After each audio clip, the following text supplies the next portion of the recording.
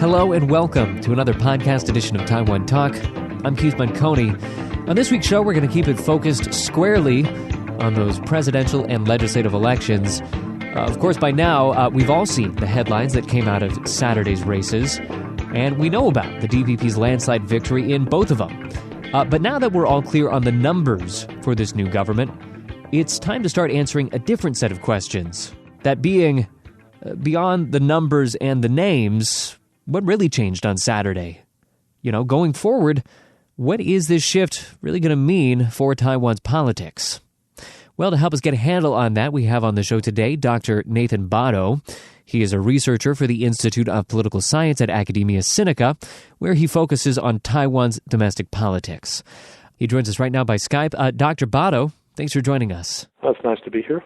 So, Tsai Ing-wen and the DPP certainly riding high on that victory. I think that the margin of that victory was even a bit wider than the DPP itself was expecting. So they're going into this presidency with what could be called a mandate behind them. And the first question I want to put to you is that going to be an unqualified mandate? Are they really going to have some free rein here, or are there some constraints that we should still be thinking about? Well, obviously, she goes in with the presidency and a single-party majority in the legislature, which are the two most important centers of power in Taiwan. But there are a lot of other things that will constrain her ability to make big changes. She has to worry about how any kind of policy changes will be received in Washington, as well as in China, as well as in the rest of the world. She's also constrained by the financial world, how businesses will react, and by the possibility of more social protests. So she doesn't have free rein. Another thing is that she's constrained by the bureaucracy here, which still has some of that authoritarian legacy and is still more dominated by the KMT or by KMT supporters or sympathizers. And so she faces a whole set of constraints beyond the formal political constraints. So she doesn't exactly have free rein to do anything she wants. And let's dwell now for just a second on the outcome of those legislative races. Of course, the DPP won 68 seats, a very solid majority. The KMT were beaten back quite a bit. Now they're in the mid-30s. So a decisive victory for the DPP and the Legislative Yuan as well. How is this new Legislative Yuan going to function? I mean, even when the DPP was in the minority, they still managed to play something of a spoiling role. They were able to block a lot of the legislation that the KMT wanted to see put in place. Now that the KMT is in the minority, are they going to want to or be able to play a similar role? Well, the KMT has 35 seats in the legislature, and they're going to be a significant presence. The one reason that the DPP in the last term was so successful in blocking a lot of KMT initiatives is that the KMT was not a unified party caucus. At this point, it looks as if the DPP is still quite a unified party caucus. They're all following their leader, and everybody likes to follow a winner. And as long as Tsai Ing-wen maintains her personal popularity or her public popularity, she will be a strong leader. And so, in the short term, we should expect that we'll see a unified DPP caucus, and therefore they'll be able to pass most things that they want to pass. The KMT can be a force for balance, but it has to figure out how to cooperate with itself. The KMT, after this victory, is a fragmented and traumatized party, and they're going to spend the next several months trying to figure out who they are and what they stand for and how to go forward. And I don't know that they are ready to be an effective opposition party right now or in the next several months. All right, so something to watch going forward. Now I want to address one of the main dramas of Election Day that kind of unfolded as the day went forward, that being the Zhou Ziyu incident. I think a lot of our listeners will be familiar with the Taiwanese K-pop star that was apparently forced to make a video apology for her waving of an ROC flag. This incident touched off huge anger here in Taiwan. It was palpable throughout Election Day, and that has led to a fair amount of speculation that perhaps it actually had some influence on Election Day itself. I even spoke to a number of DPP officials who told me that, they were worried about turnout, and this perhaps helped push some of those voters that maybe wouldn't have taken that train trip or bus ride out to a polling station. Perhaps it pushed them to actually do that. So that's the line that they're giving, but I want to get your take on this. Do we really have any way of knowing whether or not this had some influence on voter turnout and the way that the election day unfolded? We really don't. This is all speculation, and it's reasonable speculation, but there's really no evidence that either way, that it made a difference or that it didn't make a difference. In Taiwan, we're not allowed to do exit polling, which would give us some hard data to suggest some things made a difference or not. But we don't have that data, and so this often happens, that something will happen on election eve that people say then really affected the outcome. And whether it's Sean Lian being shot in the face in 2010, or with the assassination attempt on President Chen Shui-bian on election eve in 2004, or Lu Xiuyi kneeling down in support of Su Zhentang on election eve in 1997, or this event this year, these are all things that people say have really changed the outcome the next day, and there's just no way to know how big that effect was. I would assume that it's reasonable to assume that in some of those legislative races that where they were decided by a few hundred votes, that's probably had some bearing on those outcomes. But we really just have no way of knowing for sure. Now, staying with those returns from Election Day itself, of course, one of the big winners on Saturday night, in addition to the DPP, would be the New Power Party. They got 5 legislative seats. Of course, they're one of the spin-off political parties that came out of the Sunflower Movement, so a very good night for them. But it was a bad night for the Taiwan Solidarity Union. They actually lost all of their seats in the Legislative Yuan, so they've been pretty much wiped off the mat. So let's talk a little bit about how the third parties fared that night, what was behind the success of the NPP, and more generally, what can we expect from this kind of changing face of third-party politics in Taiwan? Well, as concerns those two parties in particular, they were fighting for the green vote, and they were actually trying to take votes out of the DPP pool. And I think what happened in the last week was the DPP made a very strong, sent a very strong message to their supporters to vote for the DPP and not to vote for one of the third parties.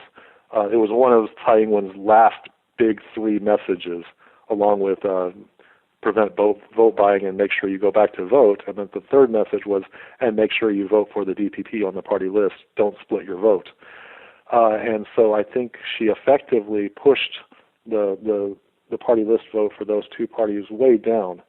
And what that tells me is that the New Power Party and the PSU really don't have very strong cores of support by themselves. They're not unique vote bases.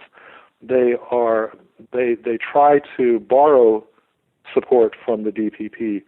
The 3 New Power Party candidates who won in the districts basically won in the same way that every DPP candidate won.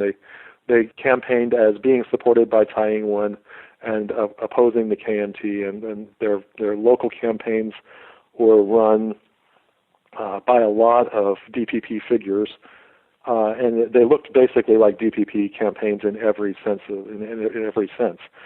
So what I learned from this campaign is that those third parties on the Green side really are not that significant. Even though the New Power Party will have 5 seats, it doesn't have its own independent support base, or it doesn't look like it does. It has its own independent support base to me. On the Blue side, you saw a surge in support for the new party. They went up to 4% and almost passed the threshold after having very little hint of having support. The MKT, the Minguodang, didn't. They only got 1.6%, which was a pretty miserable showing. And the PFP got a solid 6.5%. Of those parties, it looks like the PFP, to me, looks like they have a fairly consistent vote base, and all the others look like they were mostly dreaming in the same way that the Green parties, the Green third parties, were trying to pick up on some of the DPP's support. I think the blue small parties, other than the PFP, also looked like they were trying to borrow votes from the KMT, but they were far less successful in that. All right, so that's going to be one of the question marks going forward, is whether or not these parties really will go out on a limb to kind of define their own brand. Now, the last thing that I want to touch on with you today is the issue of gender in this election. Of course, the fact that Taiwan now has its first female president is something that got a lot of attention, not just here in Taiwan, but also around the world. Another important thing to point out is that in the Legislative Yuan, the number of female legislators is now at an all-time high. So I'm curious to hear your take on what these gains that we're seeing right here say about politics in Taiwan and Taiwan's democracy. Yeah, so we're all focusing on the fact that Taiwan has a female president, which is very significant.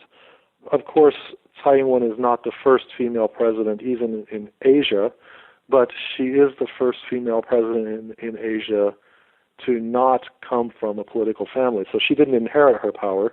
And in Taiwan, that's not that unusual. There are a lot of powerful women who didn't inherit their power. So former Vice President Annette Lu was not from a political family. Kaohsiung Mayor Chen Chu is a very popular politician and perhaps on the short list to be the premier. Also didn't inherit her power. She's not from a political family. And the erstwhile KMT presidential nominee, Hong Xiu-zhu, who was the outgoing vice speaker of the legislature, also didn't come from a political family. So Taiwan is not unique in that regard. So that's a very important thing in Taiwan's political world, is that women can rise to positions of power without inheriting that power from a husband or a father or some other man in the family. But beyond that, it's even broader than that. In the legislature, Taiwan will now have 43 women out of 113 seats, and that's 38.1%. And in a global perspective, if you look at the world of democracies, that puts Taiwan 10th in the world in terms of the percentage of women in the national legislature. Most of the top 10 countries are in Northern Europe, and then you have a couple in Africa, and Taiwan is the first among democracies in Asia, far above other democracies like Korea and Japan.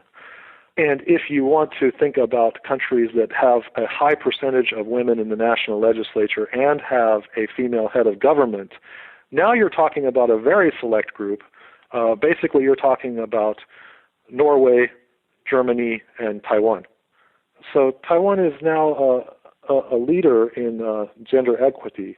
But even more than that, Taiwan has also shown a commitment to a different kind of diverse representation. So this year we'll have a new high in indigenous legislators. In addition to the 6 legislators elected from indigenous districts, there will also be 2 more indigenous legislators elected on the party lists. which puts Taiwan up to 7.1% of indigenous legislators. And remember, the indigenous voters only make up about 1.5% of the electorate. So Taiwan's choosing to overrepresent them at a very, very significant rate, which is unusual in the world. In most places where they have special rules set out to ensure the representation of minority groups, the effect is usually to make sure that minority groups are represented at their level in population, to make sure they're not underrepresented. Taiwan's chosen to overrepresent indigenous people, and by quite a lot. So this commitment to diversity is really, I think, one of the hallmarks of the new Taiwanese democratic identity, I guess. And it reflects the commitment to a pluralistic society. And it's really one of the quite attractive facets of Taiwanese democracy. Indeed, and whatever side of the political divide you may be on, certainly something to be proud of right there. Well, we're going to have to wrap it up there. We have been speaking today to political scientist Dr. Nathan Batto of Academia Sinica. Dr. Batto, thanks for joining us. Thanks for having me. And for those looking for more political analysis, do make sure to check out Dr. Batto's blog. That is Frozen Garlic. Just Google it and you will find it. An absolutely excellent source for all things Taiwan politics. Can't recommend it highly enough. That is it for the show, though. Thank you for listening. As always, would love to hear what you thought of today's program. Easiest way to get a hold of me is on Twitter. You can tweet at Keith Menconi. Send me your thoughts there. Or why not? I'll shoot out my email as well. You can email me, keith@icrt.com.tw. Would love to hear what you have to say. For ICRT and Taiwan Talk, I'm Keith Menconi. See you next time.